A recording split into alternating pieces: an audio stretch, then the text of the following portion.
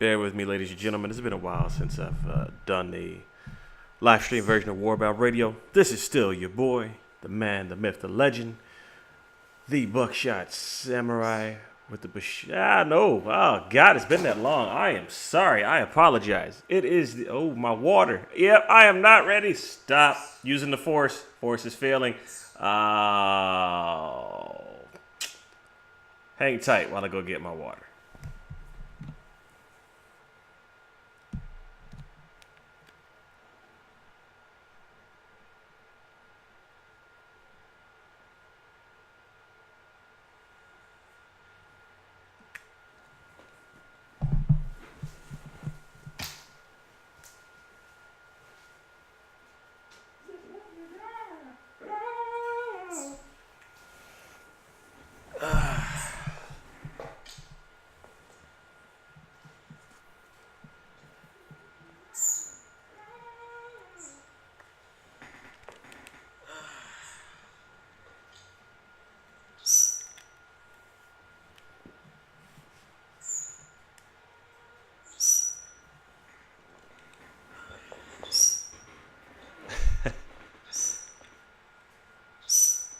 Nothing to see here yet, ladies and gentlemen. Just doing a sound check. Just doing a sound check. That's all right now. Just doing the sound check.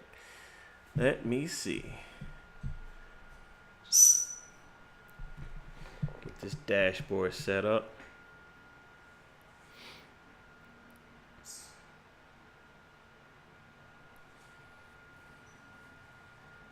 Get this dashboard set up.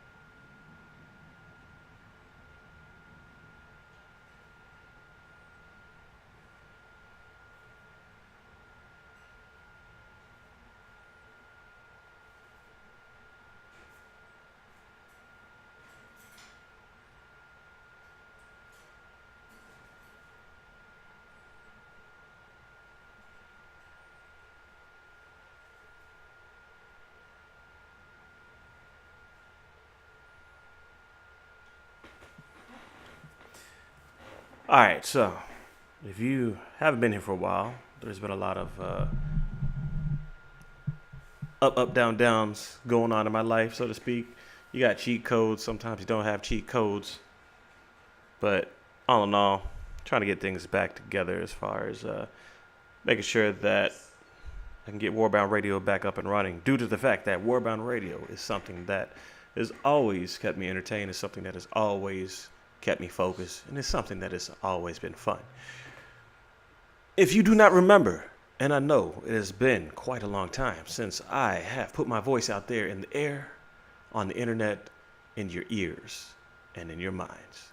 Ladies and gentlemen, once again, my name is Warchild Mark IV. That is Warchild MKIV. The man, the myth, the legend, the shotgun samurai with the Bushido buckshot. There it is.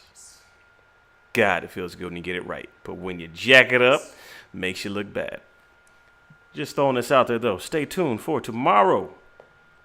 Because what happens tomorrow? Let me tell you. I'm going to cover what I've been meaning to cover for a long time now. Something that has been bothering me. Something that has probably been bothering you. Something that needs to be realized. And ladies and gentlemen, that is the state of the video game nation. What do I mean by that? Well, I'm glad you asked. Let me tell you.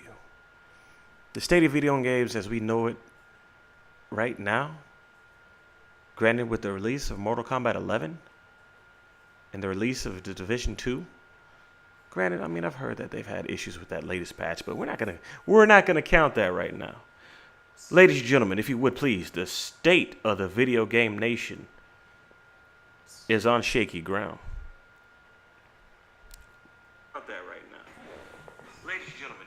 Kind of like my sound effects right now. It's on shaky ground.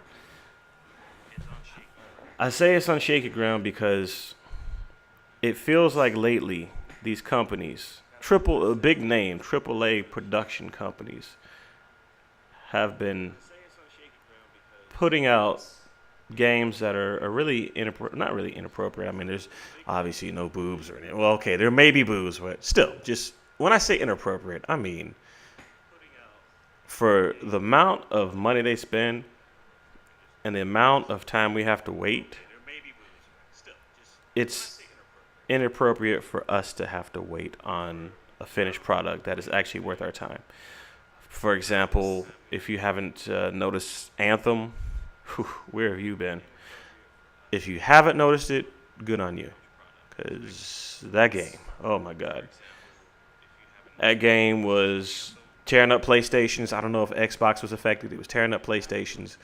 It was quick, fast, and easy. But not in a good way. No. It's mainly quick, fast, and easy in the way that when you buy a video game, you expect to get good quality and good gameplay out of it. In this case, you did not get any of those things, ladies and gentlemen. The game ended quickly on a sour note. It was flat. You would think that for a game that was called Anthem, it would just be a triumphant fanfare of action, gameplay, graphics. But instead, I mean, hell, it was almost like drinking a flat Mountain Dew. And you, ladies and gentlemen, you know how much I love my Mountain Dews. I will shank somebody for orange Mountain Dew because I live in Georgia, the state that segregates. Not racially, but do racially. All we get is black, green, blue, red, and then some offshoot color. But I've already talked about it a long time ago. If you don't know, check out the previous episodes of Warbound Radio on SoundCloud. Once again, that is SoundCloud. Look for Warbound Radio. You will find me there, along with the wide variety of collections that have been placed there. Also, let's not forget, Warbound Radio is a part of the Geeky Antics Network Global, the gang. Go to geekyantics.net in order to find out more, featuring shows such as Timey Wimey Tea Time, Not Safe for Wrestling, NSFW, boom, Gaming Death Podcast, which I need to get in contact with Chris to see if I can hop on that, because I might be a little bit rusty whenever it comes to talking to people, but you know what, it's all good, because I'm back now, I'm here. Am I sexier? I don't know. It's kind of hard to tell if somebody's sexy by their voice. I don't know, but either way, I am here. I am back. Proud to be here. Got the little bird in the background dancing. That's right.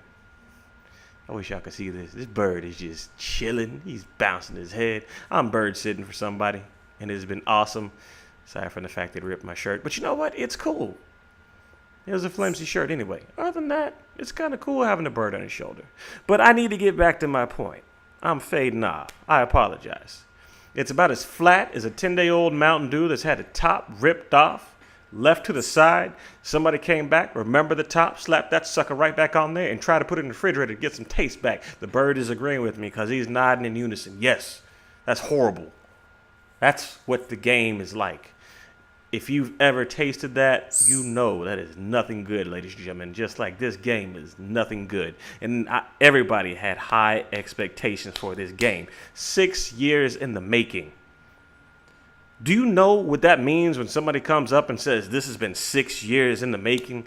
This has been a grudge that has been 6 years in the making. This has been a legacy that is 6 years in the making. Anytime you put X amount of years into making something excellent, it should come out without a hitch, without a flaw, without anything wrong. But tell me, my fellow Warbound, is this the first time something like this has happened? No, it's not. I'll take you back to years ago. Let me see. Years ago, I think this was when, about 2010, somewhere around that time, way before 2019. And I think this is when this may have all started to happen. The downslope in the video game nation, if you would, ladies and gentlemen. My fellow Warbound. Go back to Duke Nukem Forever. Yeah, we're bringing that up. What is Duke Nukem Forever, you may ask? Well, maybe it was Anthem 1.0. I don't know. But the setup is pretty much the same. Duke Nukem Forever. Series of games. Started with Duke Nukem 3D. 2D pixelated game. Then they had a sequel to Duke Nukem 3. Excuse me, not Duke Nukem 3D, but it was the original Duke Nukem. That was a 2D pixelated game. Had a sequel to it. Still another 2D pixelated game, but still it was fun. Look down years later, you got Duke Nukem 3D, which was a classic game. It's awesome. For the time, which was the 90s, it fit the whole theme. It fit the whole motif. Everything wasn't so politically correct. You could sit back and laugh at it. Everybody could have fun. Kids were great. They were eating ice cream. Mothers were baking apple pie. And fathers were barbecuing in the front yard. All underneath a bright sun. Times were peaceful. But then, there wasn't another Duke Nukem for years. The next one got caught in production hell. What is production hell? Production hell is where things go to die. Maybe not even come back.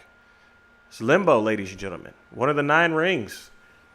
The game was not supposed to come back. It was supposed to be dead. It was not supposed to have anything to do with PCs, consoles, whatever. It wasn't supposed to come back. Fast forward 10 years from the 90s. After so many promising trailers, so many promising things about this game that's supposed to come out. Get to about 2010, I said. 10 years. 10 solid years of production hell, of label juggling, and finally the game comes out. Only to be a crock of shit.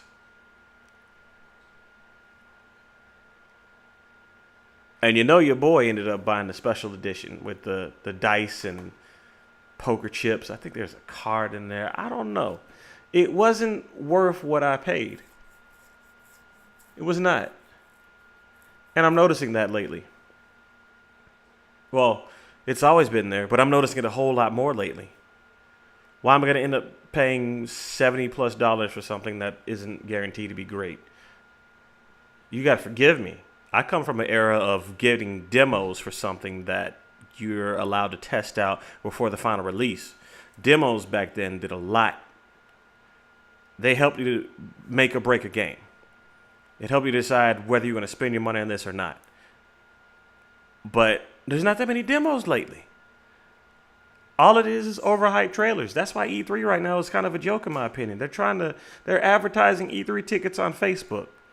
If you're not too familiar with buying something off of Facebook, you got to be wary. Sometimes you might get something good. Sometimes you might get something bad. Sometimes you might not get anything at all. You got to pay attention to what you're looking at on Facebook. And if you're trying to go audition to be an extra in a movie, don't. Because you go to this place, ask me how I know. You'll go to this place trying to audition to be an extra in a movie. They'll charge you money, which if you're an extra, they're not supposed to charge you money. They just need you. Why should you have to pay for yourself to be in a movie? That don't make any sense. But I use that example just to let you know how trustworthy Facebook is. But you got to be careful. So, that being said, E3, E Squared, the Electronic Entertainment Expo. the main, let's just call it the Super Bowl of gaming and electronics, where all the big games that have been sitting in production planning for however long come to finally be revealed. And then the trailers always look amazing. But of course, you know that's not the finished product. And you know that there's a chance that things will change in that game, in the finished product. Watch at your own risk. That's what happened with Anthem. We saw the demo at E3. We fell in love with that game. We were expecting greatness. And what we got was Duke Nukem Forever. Part of me wanted to hold on to the game, which I downloaded digitally. That's the other problem with these game companies nowadays. They're pushing everything to be digital. Don't get me wrong, they still have physical media. But for the most part, think back to when the Xbox and maybe PlayStation 4 slightly first came out. Xbox wanted you to download all the games. Download them all. Not really a safe bet, if you ask me. I don't know how many of you remember a game called, what was that game called? It was Marvel Alliance, I think it was, on Xbox 360. It was a pretty awesome game. People loved it. And you could download the expansion on Xbox 360.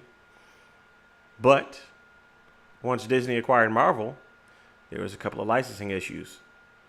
Lo and behold, you look up and somehow, some way, that game that you just paid your hard-earned money for, your blood, sweat, and tears, disappears out of nowhere. It's supposed to be there forever because you purchased it, because you put your money down on it, because it is your game. That's how it was supposed to work, right? Not anymore. What you thought was yours is no longer yours because it disappeared. And that, ladies and gentlemen, is why I'm kind of afraid of purchasing games online. And I'm also afraid of pre-ordering as well. Because to go back to E3, it might as well be a movie. Or walking into a movie theater and watching a bunch of movies. Or just watching the whole movie based on nothing but trailers. Because of the fact that that's all you're watching is just really badass looking trailers with the expectation of something good. When in all actuality, end of the day, you know that's not guaranteed. Because you're seeing something that isn't really what you expect it to be. You're expecting something good, something great. But it ain't there. But stay tuned next show, which will be tomorrow. With any luck, I'll be back after 5:30, hopefully before 7. And I have a little bit more to go in depth with as far as what's going on with video games. And why I feel that, well, as a culture, as a geek culture, we need to fight back. We have that power as consumers. I've already touched that a little bit on the War Child Games website. If you haven't checked that out, you need to. www.warchildgames.com. I'm also active on Twitter, Twitch. Try to get back active in that. But I'm also active on Twitter. Like I said, that is twitter.com/WarboundRadio. You can also find the War Child Games on there.